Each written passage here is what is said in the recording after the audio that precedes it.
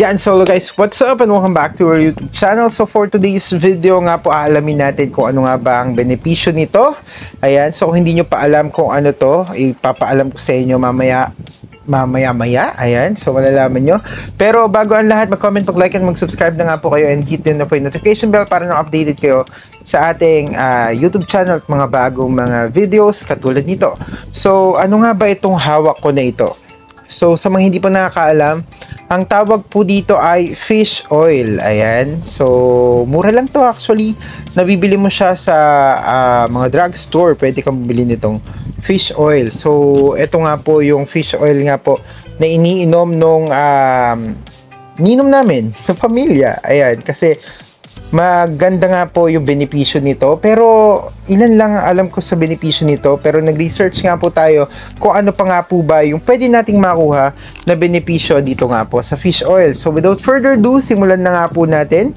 So ang sabi nga po dito sa ni-research ko, fish oil is known for its numerous health benefits including number 1, ayan, heart health. Ayan, ito yung isa sa benepisyo nga po nitong hawak ko na ito. Sabi nga niya, heart health. Fish oil is rich in omega-3 fatty acids which are known to reduce the risk of heart diseases. It can lower the levels of HDL or bad cholesterol, ayan, nababawasan siya, and increases the level of HDL or yung good cholesterol. Kasi ang kalaban ng bad cholesterol ay good cholesterol. Wow! Good and bad. Parang ano lang yan, parang teleserye, mga ganun-ganun. It can also prevent the formation of harmful blood clots. So medyo kung meron kayong mga series na nagwa-blood clots ang mga dugo nyo dyan, ayan, kailangan meron kayo nito. Makakatulong sa inyo to, especially sa mga takot magkaroon ng bara ang inyong mga ugat dahil sa blood clots. Mainam nga pong mag-maintain kayo ng pag-inom nito, guys. Base dun sa may pinagtanungan namin sa pharmacy, sabi niya isang ganito lang daw per day. So sobrang mura lang din ito. I think it's 11 pesos ata per ganito or 10, I don't know.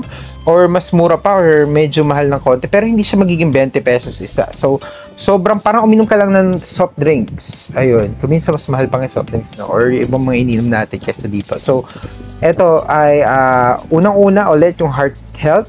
At number 2, ayan, yung mental health. Yes naman. Ayan. So may benepisyo din pala ito sa mental health natin. Sabi nga dito, omega-3 fatty acids are crucial for brain health.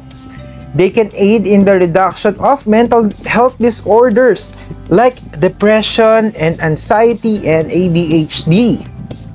So ayon nga dito sa ni-research natin yan. So napakagandang benepisyo nga nito, especially ngayon. Alam naman natin, nakaka-stress talaga ito and all. Medyo marami din mga may depression, ayan, and anxiety sa society natin now, and makakatulong daw ito to reduce that. Basta yun, hirap mag-English, ano? Pero yun na nga. Ayan, so number 3, ayan, is inflammation and immunity daw. Ayan, fish oil has anti-inflammatory properties which can help reduce inflammation in the body and boost the immune system. So hindi lang vitamin C, guys, ang makakapag-boost ng immune system nyo, maging ang fish oil ay nakakapag-boost din po ng ating immune system. So ano pang hinihintay nyo, guys? Isubo nyo na, oh. Isinubusan. So nanonood. Pero yun na nga, bumili na kayo nito, guys. Hindi ako endorser nito at hindi, lalo nang hindi ako binayaran ng fish oil. Ayan, pero di ba? Number 4 na tayo.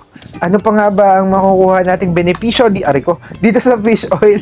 Ayan, number 4. Ayan, is yung eye health. Yes, pati sa eyes natin. So ipapatak na, joke lang. Hindi ipapatak, kung ipatak sa mata nyo. Oil to. Pero sabi nga dito, omega-3 fatty acids may help protect against dry eyes and age-related macular degeneration. So di ba? Para sa mata natin. So para hindi agad mag-degenerate ang ating mata. Wow, degenerate ano daw? Pero yun na. And yung dry eyes kasi kuminsan ay nakakaalam niyo yun, yung nakakalabo din siya ng mata. So maganda pala ito, 'di ba? So number 5, wait lang. Hindi 5 yun. Number 5, ayan, is skin health. Ayan, it can help maintain healthy skin. It aids in managing issues like psoriasis and dermatitis. Yeah. So, yun na yun. Psoriasis and dermatitis, I think alam niyo naman yan. Number 6, ayan. Number 6 ay yung ano naman po, yung bone health.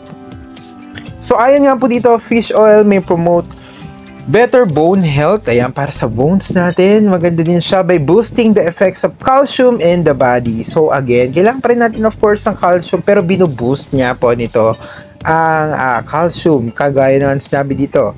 It can help prevent bone loss and improve bone density. Wow!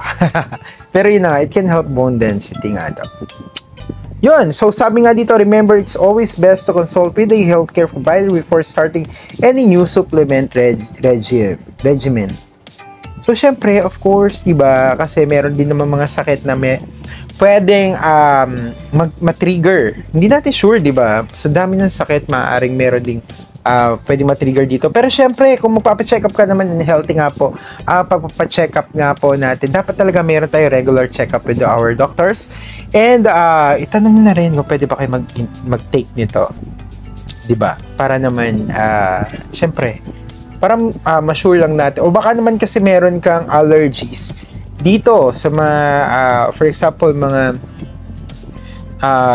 what do you call this? Mga secretures.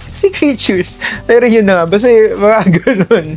Ayan, so syempre magpa-consult muna tayo para mas ma-maximize natin or ma-avoid natin yung any complications. Pero more or less, ang ganda ng effect niya sa katawan natin. So for me talaga, sobrang anliit nito pero ang ganda ng effect sa katawan natin. So yun lang guys, kung gusto nyo pa ng mga ganito mga videos, mag-comment, mag-like, and mag-subscribe na nga po kayo para na ma-update kayo sa ating mga videos sa mga susunod na video. Uy, di ka lang.